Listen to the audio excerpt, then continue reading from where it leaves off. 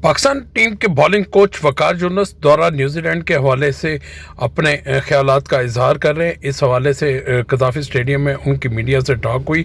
आइए हम दिखाते हैं कि उन्होंने क्या कुछ कहा दौरा न्यूजीलैंड के हवाले से और पाकिस्तान टीम के मुस्तकबिल के हवाले से। जी अस्सलाम वालेकुम सबको। पहली बात तो ये है कि बहुत बहुत शुक्रिया आप सबका आने का, और बड़े अरसे से आप लोगों से इंटरेक्शन नहीं हुई थी, तो ये एक बड़ा अच्छा मौका है कि हम आपको बता सकें, आप हमसे पूछ सकें कि आइंदा आने वाले वक्तों में क्या होने वाला है और क्या कोशिश की जा रही है, और इस टूर किस तरीके का गया। बल्कि टूर नहीं, मैं क्योंकि मेरी इंटरेक्शन काफ़ी अरसे के बाद हुई है, तो पूरा जो पिछला एक साल का tenure, I think we can also talk about that. और मैं आपको ये भी बड़ा क्लियर कट बताना चाहता हूँ कि I am not here to hide behind anything. किसी चीज़ के पीछे मैं छुपने के लिए यहाँ नहीं आया हूँ। बड़ा क्लियर और कैटेगोरिकली, और आपको हर चीज़ जो सच है, हकायक हैं, वो बताऊँगा। और जो प्रॉब्लम्स हैं, जो मुश्किलात हैं, और जो हम आगे प्लान कर रहे हैं, उसके सब के बारे में आपके सवालों का इंशाल्लाह मैं सबका जवाब दूँगा। जहाँ तक बात टूर की है, तो टूर सबके सामने है। थोड़ा टफ़ ज़रूर था, मुश्किलात थी। जिस तरीके से आजकल क्रिकेट वर्ल्ड वाइड हो रही है, वही मैंने फिर बात आ गई ना कि इट्स नॉट एन एक्सक्यूज़, लेकिन ये है कि कोविड के इश्यूज़ हैं, हम सबको मालूम है। क्योंकि जिस तरीके से हम टूर पे गए और जिस तरीके से 14-15 दिन का जो वो क्वारंटीन का टाइम था, उसके बाद टाइम की किल्लत, और जिस तरीके से ये सारा टूर हुआ, उसमें ज़रूर मुश्किलात थी। पहला टेस्ट मैच हम माशाल्लाह बहुत अच्छा खेले। आई थिंक थोड़ा सा ऑफ कोर्स गलतियां ज़रूर हुई। New Zealand is always a tough tour, we all know that. और फिर दूसरा test match, I think last आखिरी 1-2 दिन की जो क्रिकेट थी, वो उसमें हम लोग थोड़ा सा लेट डाउन हुए, हम सब लोग। थोड़ा नो बॉल का भी 1-2 इशू हुए, फिर कैचेस का ड्रॉप होना। आई थिंक ये सारा कुछ मिला के टूर की वो परफॉर्मेंस जो हम चाहते थे वो नहीं हुई।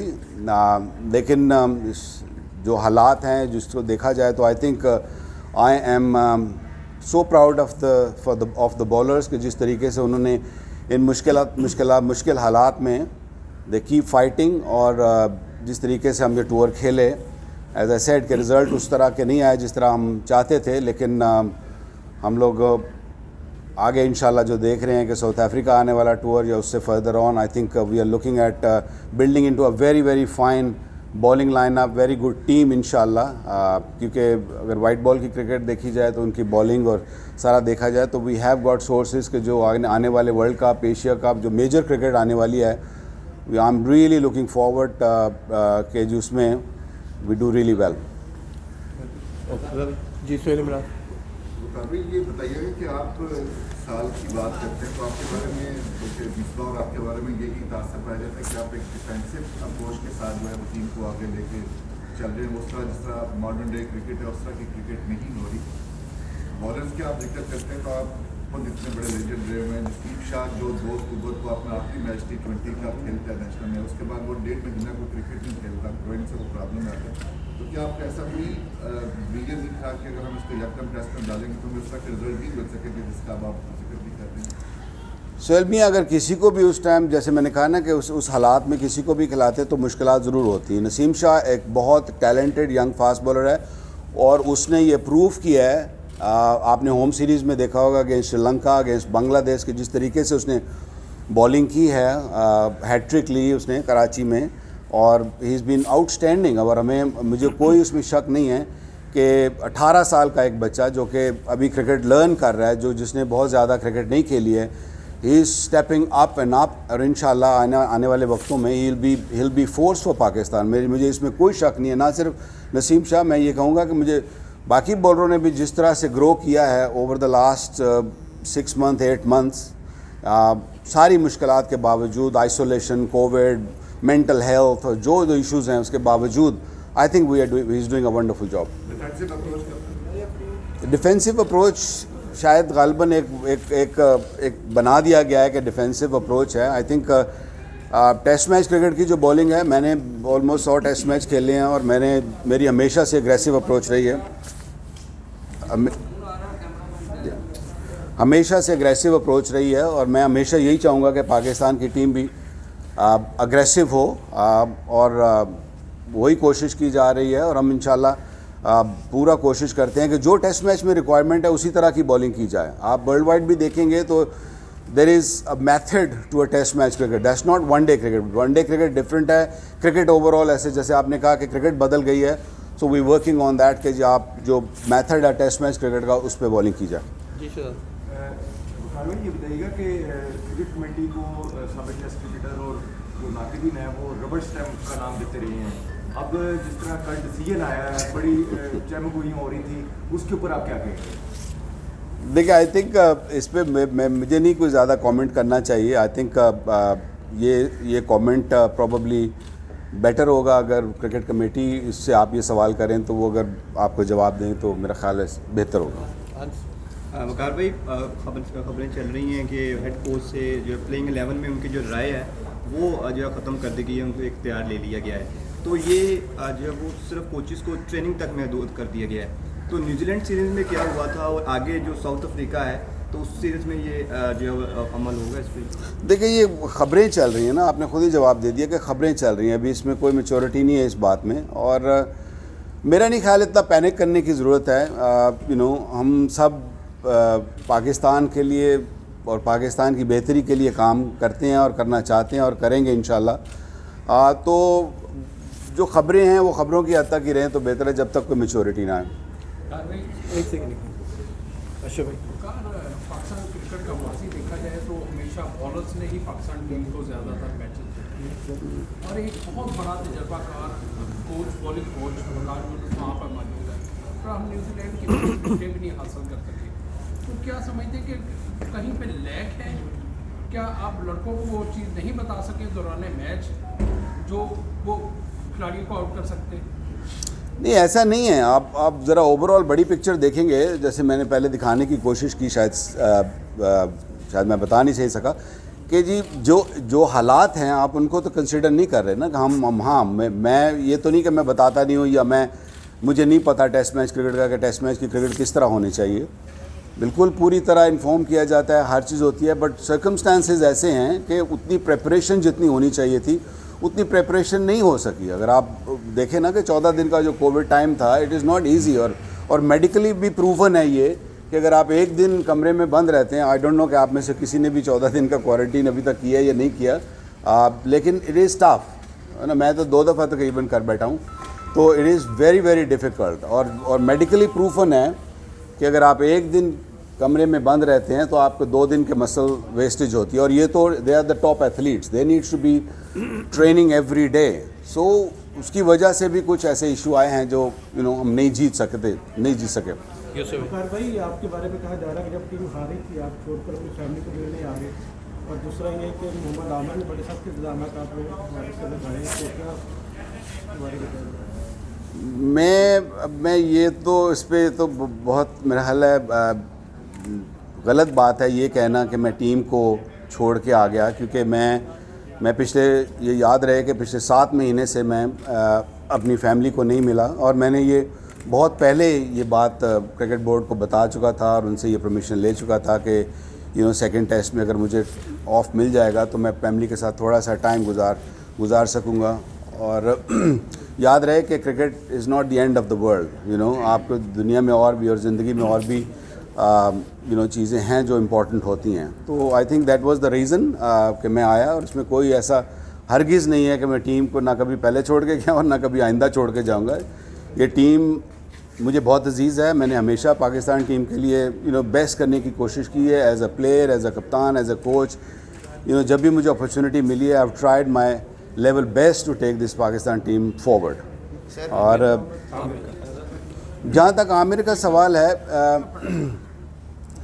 बड़ा मुझे तकलीफ़ और दुख हुई और बड़ा अनफॉर्चुनेट है कि जिस तरीके से उन्होंने ये सारे बयानात दिए और जिस तरीके से एग्ज़िट उन्होंने क्रिकेट में से किया। I think is a wonderful cricketer, इसमें कोई शक नहीं है उसमें, बट अनफॉर्चुनेट है क्योंकि अगर मुझे पूछेंगे तो मैं तो उन बंदों में से हूँ जो उसका एडवोकेट किया था कि उसको वापस आना चाहिए, और मैं सबसे लड़ा भी था इस मामले में। नजम सेठी साहब से भी मैं लड़ा था कि नहीं आना चाहिए। लड़कों से भी मैंने बात की थी कि वी शुड एक्सेप्ट हिम, बच्चा था, गलती हुई है, हो जाती हैं चीज़ें।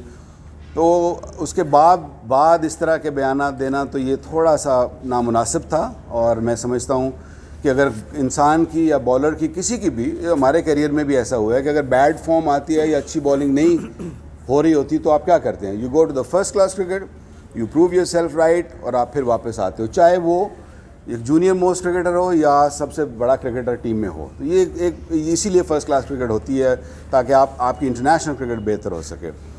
तो तकलीफ़देह बात थी, अनफॉर्चुनेट वे कि जिस तरीके से एग्ज़िट किया है उसने, और बाकी सारी चीज़ें मेरा ख्याल है मिसबा ने काफ़ी बेहतरी से एक्सप्लेन कर दिया, and I have got the same mindset about that. Sheikh sir, Waqar ये बताइएगा कि एक क्रिकेट कमेटी ने खबरों के बाद एक नई लाइफ लाइन दी आपको कि जनूबी अफ्रीका के ख़िलाफ़ भी आपको एक मौका दे दिया गया। अब बताओ कितना दबाव होएगा, एक तो ये बता दें, दूसरा ये है कि आम ख्याल है कि आप को कमेंटेटर ज़्यादा का माना जाता है और कोच कम, इस पर क्या कहेंगे? पहली बात तो ये कि ये परफॉर्मेंस बेस्ड है। जब आप इंटरनेशनल क्रिकेट में कोचिंग करते हैं या खेलते हैं कि कोई बंदा कोई बैट्समैन जैसे सपोज नहीं परफॉर्म नहीं करता तो वो इट गोज़ बैक, वो उसको परफॉर्मेंस बेस्ड है ना इस लेवल पे। तो इसी तरह कोचिंग भी परफॉर्मेंस बेस्ड है। अगर परफॉर्मेंस होएगी, आप अच्छा करेंगे तो आपको आगे अपॉर्चुनिटी मिलती चली जाएगी।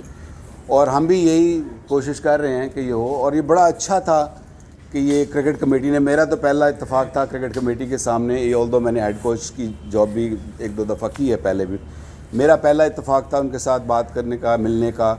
और मुझे तो बड़ा अच्छा लगा। वो इसलिए अच्छा लगा कि क्रिकेटर्स ने बैठ के क्रिकेट की बात की, क्रिकेट की इम्प्रूवमेंट की बात की, क्रिकेट की बेहतरी की बात की, अच्छे सवालात हुए जैसे आप कर रहे हैं, इसी तरह उन्होंने भी मुझे सवालात किए और मैंने उनके ओपन जवाब दिए और बड़ी अच्छी डिस्कशंस हुई। और मैं चाहूँगा कि ये इस तरह की क्रिकेट कमेटी की जो मीटिंग्स हैं ये आइंदा भी होती रहें।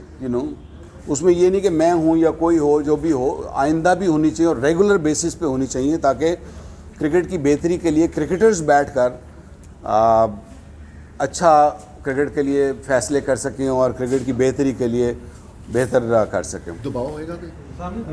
दबाव तो सारी ज़िंदगी मैंने लिया है, ये कोई नई बात नहीं होगी। भाई ये बताइएगा कि जिस तरह परफॉर्मेंस रही है जनूबी अफ्रीका के खिलाफ बॉलर्स की, न्यूजीलैंड के खिलाफ जनूबी अफ्रीका सीरीज होने जा रही है, जी। तो आप का बॉलिंग कोच जो है वो समझते हैं कि टीम में बॉलिंग चेंजिंग जो है होनी चाहिए? दूसरा ये बताइएगा फास्ट बॉलर्स बड़े डिमोटिवेट नज़र आ रहे हैं, जिस तरह जुनैद खान को PSL में सेलेक्ट नहीं किया गया, एहसान आदिल की जानब से भी एक ट्वीट आया, तो इसका कितना जो है वो डोमेस्टिक क्रिकेट में नुकसान हो रहा है कि प्लेयर्स जो है बड़े डिमोटिवेट नज़र आ रहे हैं जब उन्हें सेलेक्ट नहीं किया जाता? देखिए, PSL का मैं नहीं जवाब दे सकता क्योंकि that's purely franchise based selection होती है और इसे शॉर्ट टूर्नामेंट होता है। उनकी अपनी मजबूरियाँ या उनका अपना थॉट प्रोसेस होता है कि वो किस तरीके से अपने प्लेयर्स को सेलेक्ट करते हैं। दूसरा सवाल क्या था जी? जो भी अफ्रीका के लिए बॉलिंग में कोई चेंजिंग जो है वो चाहेंगे? वो अभी देखिए जो नई सिलेक्शन कमेटी आई है वो ऑफ कोर्स डिसाइड करेंगे, अगर मशवरा करेंगे तो ज़रूर उनको हम मशवरा देंगे कि क्या होना चाहिए क्या नहीं होना चाहिए। बाकी at the end final verdict उनका होगा, जो भी होगा इंशाल्लाह पाकिस्तान की बेहतरी के लिए होगा। वकार भाई 2002 में जब आप ऑस्ट्रेलिया के खिलाफ कप्तान थे, शारजा में एक दिन में पाकिस्तान 2 दफ़ा 60 का आउट हुआ था, शायद तब भी इतनी तनकीद नहीं हुई थी जितनी इस न्यूजीलैंड टूर पे आप पे हुई कि आपको स्कूल की कोचिंग के लिए भी कोई ना रखे। इस पर क्या कहेंगे आप? खैर मैं क्या कहूँ इस पर, जिसने भी ये बात की है आई मीन मैं उसको क्या कुछ नहीं कहना चाहता क्योंकि मैं I am more focused on what I need to do, और जो मेरा काम है मैं उस पर फोकस हूँ। क्रिकेट में होता है, क्रिकेट में हार जीत होती रहती है। हम जब जीतते हैं तो शायद वही लोग बिल्कुल खामोश हो जाते हैं, निकलते नहीं हैं। अनफॉर्चुनेट है कि पाकिस्तान में एक ऐसा नैरेटिव बन गया हुआ है कि हम उसी वक्त बाहर आते हैं और उसी वक्त इस तरह के बयानात देते हैं जब टीम थोड़ा सा नीचे जा रही होती है। तो इंशाल्लाह ये वक्त आने वाला है आगे इंशाल्लाह जब ऊपर। आपकी साहब का नुकसान नहीं, मुझे कोई दुख नहीं हुआ। मैं आई एम नॉट बॉदर्ड क्योंकि मैं इस तरह की जो बातें होती हैं उस पर मैं गौर नहीं करता हूँ। जी सबसे ऊपर एक क्वेश्चन प्लीज़ करिएगा क्योंकि टाइम है। जी खान साहब प्लीज़। और रिपीटेशन ये पाकिस्तान में अजीब कल्चर है कि कोई टीम अगर हारे तो फ़ौरन कहा जाता है कि कोच रिजाइन दे। जी। कि आप समझते हैं कि खिलाड़ियों पे कोई बात नहीं करता कि उसने परफॉर्मेंस सही नहीं दी, तो क्या आप समझते हैं कि कल्चर को चेंज होना चाहिए, पाकिस्तान क्रिकेट बोर्ड को भी इस बारे में संजीदगी से सोचना चाहिए? आई थिंक यू नो, जैसे आपने कहा ना कि कोचेस फ्रंट लाइन में आ जाते हैं, मैं ये समझता हूँ कि क्रिकेट, क्योंकि एक किसी को जब जिम्मेदारी दी जाती है तो उसको ऑफ कोर्स उसको टाइम और अपॉर्चुनिटी उतनी देनी चाहिए। क्रिटिक्स को ज़रूर बोलना चाहिए, क्योंकि क्रिटिक्स नहीं बोलेंगे तो हमारी बेहतरी नहीं होगी, हमें पता नहीं चलेगा कई खामियों का, तो हम नोट नहीं कर सकेंगे। तो मैं ये समझता हूँ कि अपॉर्चुनिटी ज़रूर मिलनी चाहिए और कंप्लीट मिलनी चाहिए। जैसे बाकी इदारों में, सियासत में जैसे होता है कि अगर आपको टेन्योर है, you should get that opportunity and try to get the best. Abu Bakar. मेरे कुछ नहीं, अभी इंडिया ऑस्ट्रेलिया के दौरे पर मौजूद है, आपने भी एक कैरियर का एक बड़ा हिस्सा ऑस्ट्रेलिया में खेल के गुजारा, टीम के साथ भी, अपने कोचिंग कैरियर में भी, और अब आप वहाँ पर रह भी रहे हैं। जिस किस्म का रेसिज्म उनको फेस करना पड़ रहा है इंडियन टीम को, और जिस तरह का हॉस्टाइल किया जा रहा है ऑस्ट्रेलियन अवाम की तरफ से, आपने कभी इस तरह का रेसिज्म फेस किया ऑस्ट्रेलिया में रहते हुए या कभी खेलते हुए? वो कर ये मैंने एक्चुअली टू बी ऑनेस्ट इस खबर को मैंने सुना भी नहीं, पढ़ा भी नहीं जो आप बात कर रहे हैं, तो I am sorry I can't answer. Waqar भाई, बाबर और इमाम जहाँ जाते हैं न्यूजीलैंड सीरीज पे, इंजर्ड होकर वापस आते हैं और इंजरी का बायस बनते हैं फिजियो और डॉक्टर, जो टीम डॉक्टर है वो उनको थ्रो डाउन प्रैक्टिस करवाते हैं, हमें जहाँ तक पता लगा। तो ये काम कोचेस का नहीं है कि नॉन प्रोफेशनल बंदे जो थ्रो डाउन प्रैक्टिस करवाएं और वो इंजर्ड भी कर दें प्लेयर्स को, मेन प्लेयर्स को? देखिए ये अब यहाँ हम बैठ के जो मर्ज़ी कहते रहें, वहाँ की जो पिक्चर है वो डिफरेंट है। ये कह देना कि जो फिजियो ट्रेनर किसी ने किया है, नहीं, ऐसा बात नहीं है। ये नॉर्मल रूटीन होती है। बॉल लगना कोई बड़ी बात नहीं है, इंजर्ड होना कोई बड़ी बात नहीं, क्रिकेट का एक हिस्सा है। बॉल लग गई, इंजर्ड हो गए, अनफॉर्चुनेट, नुकसान हुआ पाकिस्तान को, क्योंकि बाबर का ना होना भी एक बहुत बड़ा फैक्टर था कि जिसमें हमारी बैटिंग उस तरीके से ना कर सकी, परफॉर्म ना कर सकी। और दूसरा ऑफ कोर्स कैचेस का ड्रॉप होना। आई मीन बहुत सारे एलिमेंट्स हैं छोटे छोटे जो हमें एड्रेस करने की ज़रूरत है गोइंग फॉरवर्ड, और इंशाल्लाह we will address those points and इंशाल्लाह डू वेल। मेरा सवाल हो गया, लास्ट क्वेश्चन। अच्छा वकार, ये अभी हमने दौरा न्यूजीलैंड पे भी देखा कि जो हमारे पेस अटैक था ख़ास तौर पर, जिस तरह नसीम शाह है वो 140-144 के करीब बॉल करते थे। इस टूर के ऊपर उनकी पेस आई है काफ़ी नीचे, 135 के पेस पे कर रहे थे। इसी तरह अब्बास जो हमारे मेन स्ट्राइक बॉलर है, उनकी भी बॉल जो है वो स्पीड उस तरह नहीं रही है। जैसे ही गेंद पुराना होता है तो उन्हें भी स्कोर लगना शुरू हो जाता है। इस तरह ही फ़हीम अशरफ है, उनकी भी पेस काफ़ी नीचे गिरी है। तो आप क्या समझते हैं, आप एज ए बॉलिंग कोच हैं, आप खुद भी काफ़ी तेज़ बॉलिंग करवाते रहे, तो ये इम्पैक्टफुल नहीं होता कि जिस तरह पेस गिर जाना एकदम से बॉलर्स की? क्या बॉलर्स उस तरह ट्रेनिंग नहीं कर रहे? देखिए पेस जो है it's important, I understand that, ज़रूरी है पेस अगर हो तो आपके पास, दैट्स गुड। लेकिन 20 विकेट्स लेना जो ना वो ज़्यादा इंपॉर्टेंट है मेरे लिए। वो किस तरीके से लेना है, that is more crucial than कि जी वो 140 पे कर रहा है, ये 150 पे कर रहा है। अगर वो 150 पे कर रहा है और विकेट नहीं ले रहा तो दैट्स यूजलेस, और 122-25 पे भी कर रहा है और विकेट्स ले रहे हैं, I think that is good enough for me. तो इस पे मैंने कभी पेस को इतना कभी मैंने कंसिडर करने की कोशिश नहीं की है। मेरा जो एम होता है वो होता है कि how to get the best out of a youngster. और नसीम शाह की जहाँ तक आपने बात की, is only 18, don't forget that, maybe not even 18, 18 साल का बच्चा है, and he is gone through a stress fracture, back stress fracture, and then he is of course had a groin issue also. So कोई भी जो fast bowler जब अपनी इस एज में आता है, मैं अपनी भी मिसाल दे सकता हूँ, I had stress fractures in my back at that age. और ये सब कुछ है, आप ऑस्ट्रेलियन फास्ट बॉलर्स भी उठा के देखेंगे, 3-4 साल लगे हैं उनको to get mature at this level. तो हम कोशिश कर रहे हैं कि वो, of course I would love him to go back to his normal pace जो उसकी है 145-150 भी, but I think it will take a little bit time. Once थोड़ा सा मैच्योर होएगा, उसके bones are stronger, I think he will get better. Hafeez, last question please.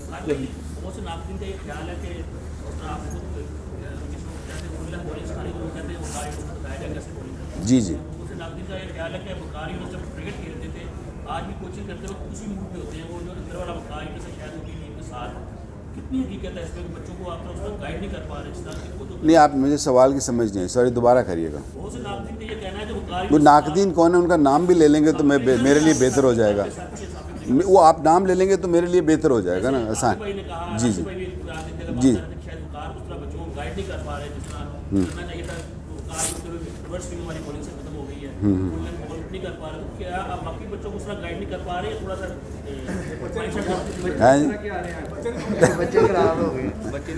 नहीं, बच्चे तो बहुत अच्छे हैं जी, इसमें तो कोई शक नहीं है।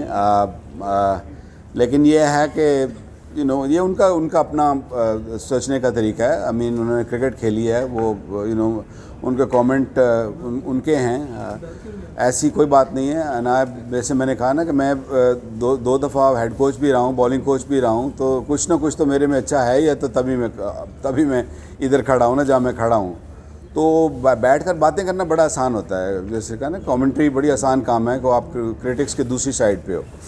तो I love my job and I think I am right on target कि जो अचीव करना चाह रहे हैं, जो वाइट बॉल क्रिकेट में, जो रेड बॉल क्रिकेट में, yes there are little bit issues जो हमें सॉल्व करने, जो मुझे सॉल्व करने हैं बॉलर्स के। इंशाल्लाह आप देखेंगे नियर फ्यूचर में यू विल सी कि वो चीज़ें बेहतर होंगी। और ये आप ही यहीं खड़े होकर सवाल कर रहे होंगे कि very well done. Thank you very much जी, थैंक यू सर।